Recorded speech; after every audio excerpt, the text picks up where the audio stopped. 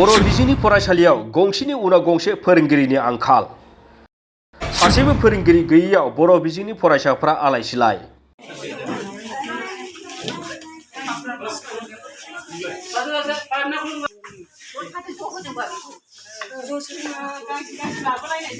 बियो जाबाय सासेल' फोरोंगिरिखौ फरायसालिनिफ्राय फरायसाफ्रा बिदाय होनाय नुथाय। बिश्वनाथ जिल्लायाव गंसेनि उनाव गंसे बर' बिजोंनि फरायसालियाव फोरोंगिरिनि आंखाल एबा सासेबो फोरोंगिरि गैयैया सोराङाव फैदों मोनसेनि उनाव मोनसे।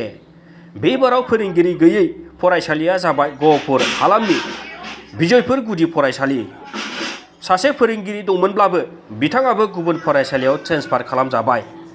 जायनि जाउनाव फरायसाफोरनि बिमा-बिफा आरो जायगानि सुबुंफोरा सोरखार आरो सोलोंथाइ बिफाननि मावख'गिरिनि सायाव खुद्रिखांनाय फोरमायदों आरो फरायसालियाव थाबैनो फोरोंगिरि हरनो थाखाय दाबि खालामदों।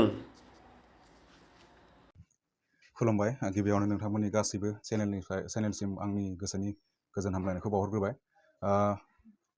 बे समाव आं दिनै नैबे जिथु बिजयपुर गुदि फरायसालि बेनिफ्राय बिदाय लानाय जासिगोन।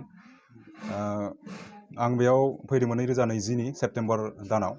दा दिनै आं हायार सेकेन्डारि टेटआव पास जानायलाय बिन्नाखाता हावरागुरि बिन्नाखाता हायार सेकेन्डारियाव आं सेलेक्ट जानाय जाबाय। दा बेवहाय आङो एपइन्टमेन्ट मोननानै बेयाव थांनांगौ जासिगोन।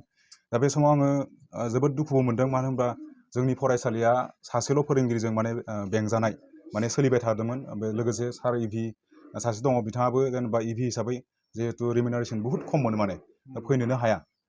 गावनि लाइफनिबो खोथा थायो। दा बे समाव जों दिनै आं जुदि थाङोबा दिनै जिर' जाबाय आरो। दा जिर' जादोंब्लाबो बिअनिफ्राय होनदों जे गाबोन रिलिज जानाय लोगो लोगो आं सासे फोरोंगिरि हरगोन होननानै। दा बेयो जुदि थाबनो जाथारोबा जों जोबोद गोजोननाय मोनगोन। ओमफ्राय लोगोसे आं दिनै खावलायनो सानदों जे जोंनि जिथु फरायसुलिफोर दङ, बिथांमोना जोबोद खस्थ' खालामनांगौ। जों मिथिखायो जोंनि जिथु फरायसालि, बे फरायसालियाव सासेल' फोरोंगिरिजों जोङो बेंथेजानाय बा फोरोंजानाय जिहेतु नांगौ बायदि जों सोलोंथाइखौ जों मोननो हायाखै। दा बेनिखायनो जोंनि गारजेन बिथांमोनाबो गावनि गथ'खौ जिहेतु इयुन भबिसतनि थाखाय गावनि गथ'खौ मोजां फोरोंनांगोन। आरो बे फोरोंनायनि थाखाय एसे खस्थ' खालामनानैबाबो नाजाथाबोब्ला आं जोबोद गोजोननाय मोनगोन। ओमफ्राय लोगोसे आङो जोंनि गथ'फोरखौ जेब्लाबो जाहाथे फरायनायजों लोगोसे गेलेनायखौबो एसे लाफानांगौ, जाहाथे देहाया एसे मोजां थायो आरो गाज्रि मैलाफोरजों गेलेयालाबासिनो सम बायदियै रुटिन बायदियै गावनि सोलोंथाइखौ लाबाय थानांगौखौ आं खावलायदों। आरो गारजेन बिथांमोनाबो बेखौ एसे नोजोर बोयो, बेखौ आङो जोबोद गोसो गोरबोनिफ्राय खावलायहरदों। बे समाव आं मोनसे गभर्नमेन्ट साइडखौ आङो खावलायनोसो सानदों। जिहेतु जोंनिया बर' मिडियाम नङा होमबा, बर' मिडियामनि प्रब्लेमा आसामिस मिडियामजों कम्पेयार खालामजाया। बिथांमोननियाव 30:1 सोलियो, नाथाय जोंनि बर' मिडियामाव 30:1 जुदि लाबोयोबा जोंनि बर' मिडियामा गाबोन सबनियानो सिलिंखार जालांजोबगोन आरो। दा बेखायनो आं खावलायनो लुबैदों, जोंनि जिहेतु आसाम स्टेटखौथ' आङो बुङोबाबो बिसोरनियाव हयथ' नांगोन ना मिथिया, खिन्थु बर'नि जिथु गभर्नमेन्ट दङ जोंहा बिटिआरआव, दा बिथांमोना जुदि एसे गोसो होयोब्ला जोंनि बर' मिडियाम जेसेबांखिनि स्कुल दङ, फरायसालिफोर दङ, मेनलि जों गोसो होनांगौआ जोंनि एलपि स्कुलखौ गोसो होग्रोनांगोन। बिनि उनावसो बाखि उनफोरा फैगोन। नङाबा जोंहा ब्लेम मोनसे जिथु गेलेबाय थानाय दङना, ब्लेम गेम होननानै बुङो।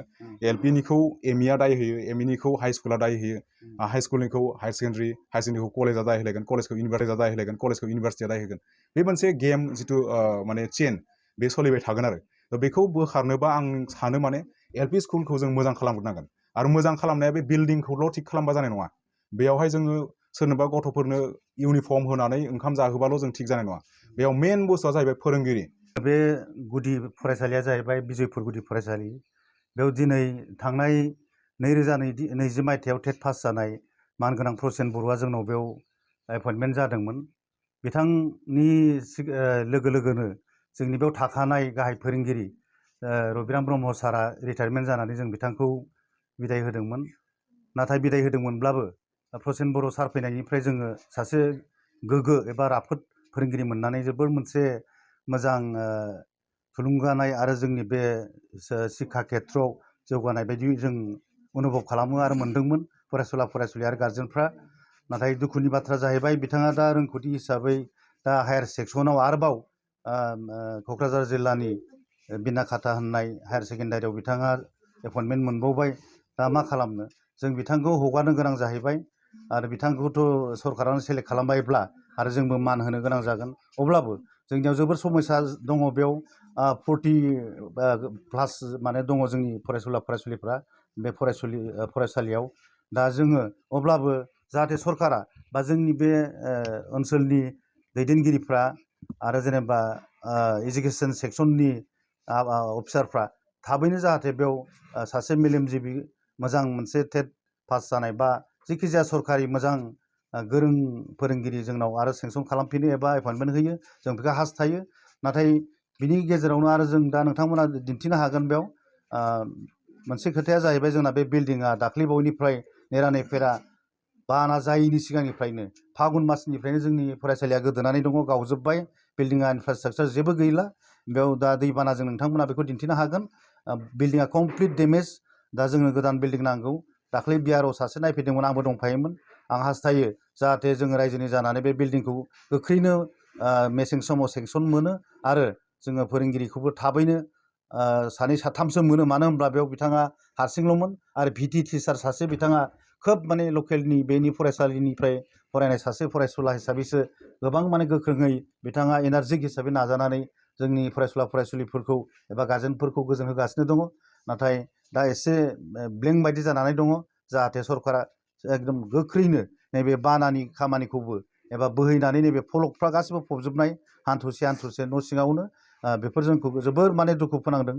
एबा जोंखौ क्लास खालामनो हायि, फोरोंगिरिफ्रा फैनो हायि आरो गथ'फ्राबो बेयाव फैनो हायि मोनसे झामेला, मोनसे जेंनाया गोग्लैगासिनो दं। गुबुन फारसे एबसु आरो बर' थुनलाइ आफादनि बानजायनायाव मोनफ्रोमबो जिल्लायावनो बिटिआर गोरोबथानि 6.3 दफाखौ मावफुंनांगौनि दाबियाव सुबुं सांग्रांथि मेल खुंनाय समावनो थाखानाय सोरखारि फरायसालियावनो सासेबो फोरोंगिरि गैयै एबा फोरोंगिरिनि आंखाल जानाया थारैनो बर' बिजोंनि फरायसालि एबा बर'फोरनि थाखाय जिंगासिनांगौ बाथ्रा जानानै फैदों। बे बिथिङाव आथिखालनि सोरखारा मा राहा लायो बेखौ समावसो नुसिगोन।